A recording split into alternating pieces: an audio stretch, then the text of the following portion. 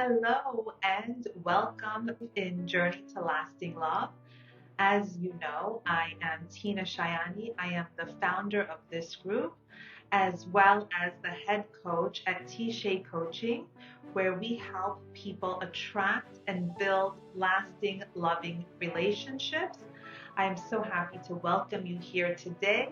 This is going to be an amazing year. 2024 is going to be incredible for all of us, I'm hoping, but there's more to it than hope. We can always hope, but then we can also take action. So if you want to be in a different place than you are right now, if you want 2024 to be different than 2023, it's time to take action.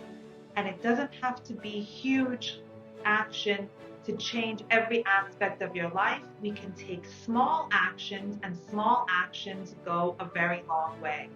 I am gearing up to introduce a brand new program that I've been working on for a while.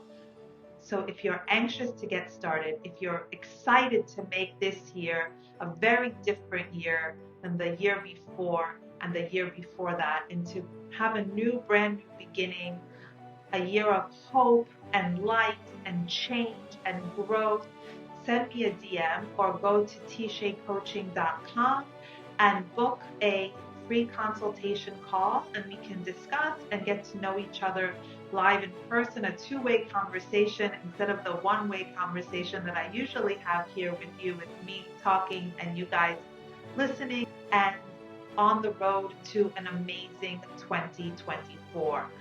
So now that we have caught up with our introductions today, let's jump into today's topic. What is the one thing that will end in or result in a lasting relationship? And no, it's not love. Love is a wonderful thing, but it's so overhyped. We talk about it so much that it has very much lost its meaning. I almost feel like we need a different word, because love doesn't mean anything. And like in the program we spoke about that no one was able to hear, emotions, mastering our emotions. Love is an emotion. It is a wonderful emotion, but like all of our emotions, love is flickering and it's fleeting. It can be very fickle. It comes and goes. It's up one day, down another. It's not something that is necessarily dependable. You can't depend on an emotion to be stable. It goes up and down. And there are very many different aspects to love, but that's a topic for another discussion. So love is, of course, very important, but it is fickle and it is fleeting. So if we depend on love to be our anchor in a relationship, we are going to be in trouble, because other people tend to drive us crazy. And today I love you, tomorrow I love you more, today I love you a little bit less. It goes up and down. And it is not something, of course, it's important and it feels great. Emotions are great. We want to feel emotions, especially the positive ones. But love is not something that we can count on to be consistent. So what is that one thing that every relationship needs in order to be successful? What is that foundation piece, that very strong support that is unshakable? I've thought about this a lot, and I feel that that foundation piece, that one thing that can make or break every relationship, whether it's a friendship, a relationship you have with your neighbor, but even more importantly, in the relationship we have with a loving partner, and that one thing is respect. We must have respect first for ourselves and then for our partner. There is a certain level of respect that is not negotiable. There is a certain way that we speak to one another and to ourselves that is imperative in order to have a loving relationship? How can you love someone that you don't respect? How can you have a relationship with someone if there is no respect? You know, in modern culture, there is this idea that you should be completely yourself and be completely open with your partner. And that is a yes and a no. Yes, of course, you should be completely yourself. But at the same time, there is a certain level of like a respective distance that you have with someone. It's not always good to let everything hang out. It's not always good to say everything that you feel. If in a fit of emotion you want to curse and yell and scream at your partner, that may feel good for the moment that you let it out and you are completely, quote, yourself. But what is that going to do to your relationship in the long run? It is so important in that moment that we want to lash out and we want to let it all hang out, to take a step back and say, what is it that I'm doing? What is it that I'm trying to achieve? And is it okay for me to speak to that person, to this other person that way, to berate them, to be extremely critical of them, to rip them down? And what happens once we cross that line, that we lose respect for one another, it's almost impossible to get it back. So my lesson to you today is to be careful when crossing those lines.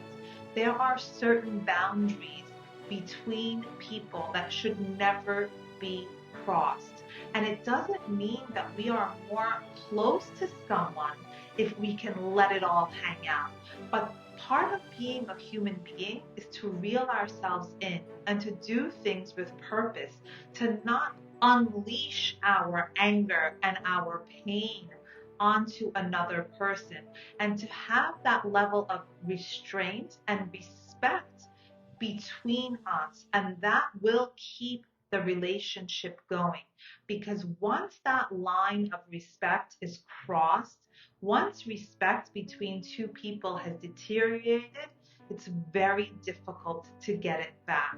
So my invitation to you is to be careful with this, and always speak to your partner with respect. Speak to yourself with that same level of respect. When you are speaking to yourself, say, I am saying these things to myself. What is my goal here?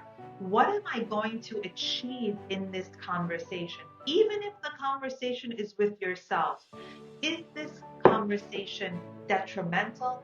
Is this a growth conversation? Is this conversation going to deepen our relationship? And choose your words wisely. When you are speaking to your partner, would I like to hear these words spoken to me? And what happens with self-respect, if we are constantly degrading ourselves, disrespecting ourselves, what are we doing in effect? We are teaching our partner, our friends, our coworkers that it is okay to treat us this way. They will follow the pattern that we set. They will follow the example that we're setting. So by speaking to yourself disrespectfully, even internally, you're setting yourself up to be treated that way by other people. So now imagine if I am your friend for many years and you do something that I don't like, and I call you and I start yelling and screaming and doing all of the and cursing at you. What is that going to do? It's going to put you on the defensive. It's going to put you on the defensive. But I can get that same message across without the anger, without the disrespect. I can call you and say, listen, I really love you, but this happened and it made me very uncomfortable. I was hurt by this. I felt hurt by this. Instead of calling and saying, you really hurt me, bring it back to yourself and you speak with respect. And very often you will find that the intention of the person was not to hurt you. And sometimes, most often, we bring our own interpretation into things, and what they meant and what we heard is two very different things. But if we approach it as a bull and we attack, what happens is we don't give the relationship the space to grow, and we don't give our relationship the space to grow from a negative experience. We take a negative experience and we magnify it. We make it so much worse than it has to be. So when you are speaking to your boyfriend or your husband or your coworker or your mother or your daughter or anyone that you have any sort of relationship with, it is so important to speak to them with respect, because that will set the tone. And even if you are already in the habit of speaking to someone where you let it all hang out and you hold nothing back, no filter, you can still work to get that back by setting the tone, not by saying you disrespect me, but being respectful. By being respectful, you will receive respect in return. We cannot make other people do what we want them to do, but we can act in a certain way to set an example. And very, very often, people, without realizing it, will follow that example. So really hold on to this idea of being respectful, and not everything is so personal. When someone says something, it very often has not much to do with the listener and more to do with the speaker. So when you want to give a message to your partner, what is it that you're trying to convey? And how can you convey it in the most loving way, in the most kind way?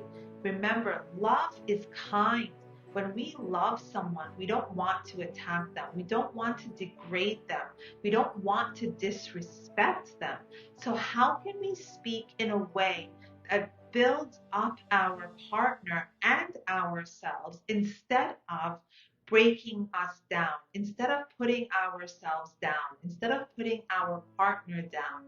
How can we speak in a conversation that is positive? How can we convey the same message without being hurtful, in a kinder way? And how can we have those difficult conversations that are so difficult to have, but through kindness? It's so important. Kindness is a foundation piece of being respectful and being loving. Kindness is a very big part of love. When you love someone, you should be kind. You should be respectful. And of course, love is fickle. We love all kinds of things. And today we love someone and tomorrow we don't. But when we have that respect, the fluctuation of love, a few degrees up, a few degrees down, matters less. Life will always change. Change is a consistent thing. Whether we welcome it or we fight it, it's going to happen. And nothing lasts forever. But if we keep a certain boundary, a certain respectful boundary within that relationship, the chances of success are multiplied exponentially. So really think about what you are doing in a relationship. Every conversation, every interaction is an opportunity to deepen a relationship, to deepen those feelings of love between you and another person, regardless of who that person is. It doesn't only have to be a romantic relationship. In every relationship, if we have that element of respect, every relationship will be better. So it's something to really think about and pay attention to. Our attention is so important. So much of our lives we live on autopilot. We're just doing the same thing we did the day before. We're doing the same thing that we saw modeled for us as children, either in our homes or on television or in the media. So it's so important to bring your awareness and say, I am having this reaction because. Why? Where is it coming from? Why is this bothering me so much? And if it does bother me, how can I let my partner know in a way that is respectful, that is not an attack on my partner? There are many ways to convey the same message. And if that respect is gone between you and your partner, and he is your boyfriend, someone that you haven't developed life with, that you're dating, and that respect is gone, that's a signal that your relationship is done. Walk away and do not invest more of your time in such a relationship. There are some people out there that do not know how to have a respectful relationship.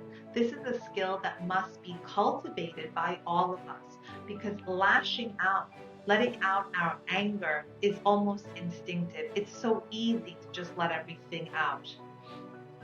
And I'm not saying don't communicate your desires and your feelings, but there is a way to do it that is respectful, that will get you the results that you want, that will not make the other person defensive.